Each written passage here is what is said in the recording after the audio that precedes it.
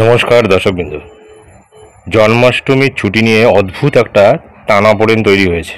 এই জন্মাষ্টমী যে শনিবারে পড়েছে এবং এই শনিবারে কিন্তু প্রত্যেকটি স্কুলেই টিফিনের ছুটি হয়ে যায়, অর্থাৎ 4 পিরিয়ড হয়। তার মধ্যেই কিন্তু আবার অদ্ভুত একটা টানাপোড়েন তৈরি হয়েছে।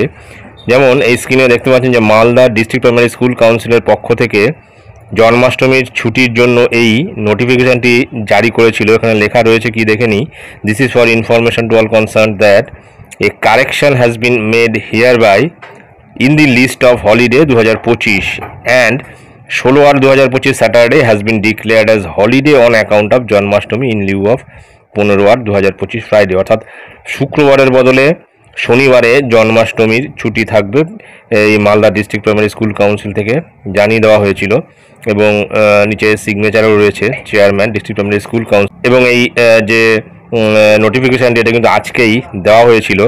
পরবর্তীকালে আরেকটি নোটিফিকেশান আমি আপনাদের সঙ্গে শেয়ার করছি। এই নোটিফিকেশনও কিন্তু মালদা ডিস্ট্রিক্ট প্রাইমারি স্কুল কাউন্সিলের তরফ থেকে দেওয়া হয়েছে এবং এটাও কিন্তু আজকে দেওয়া হয়েছে।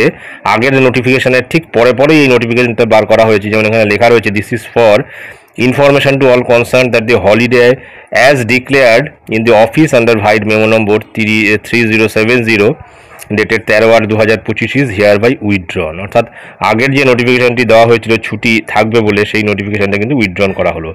অর্থাৎ একটা জন্মাষ্টমী, তাতে প্রত্যেকটি স্কুলে 4 পিরিয়ড হয়, অর্থাৎ টিফিনের ছুটি হয়ে যায়। সেখানেও কিন্তু একবার ছুটি একবার ছুটি না, একবার ছুটি একবার ছুটি না।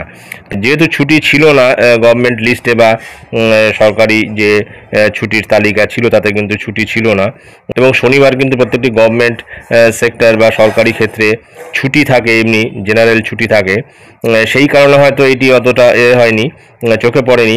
এবং পরবর্তী ক্ষেত্রে পঞ্জিকা মতে দেখা গেছে যে জন্মাষ্টমী 16 তারিখ পড়েছে, সেই জন্য 16 তারিখে কোনো জায়গায় বলছে ছুটি থাকবে, আবার পরবর্তী ক্ষেত্রে নোটিফিকেশান দিয়ে যে বলা হচ্ছে যে ছুটি থাকবে না। তো এই অদ্ভুত একটা টানাপোড়েন। তো ছুটি থাকুক বা না থাকুক, যার দরকার হবে বা যে চাইবে জন্মাষ্টমী পালন করতে সেই স্কুলে যাবে না, আর যে জন্মাষ্টমী পালন করবে না সেই স্কুলে যাবে। এটা স্বাভাবিক ব্যাপার। তো যাই হোক, এটাই ছিল গুরুত্বপূর্ণ আপডেট যা আমি আপনাদের সঙ্গে শেয়ার করলাম। ধন্যবাদ।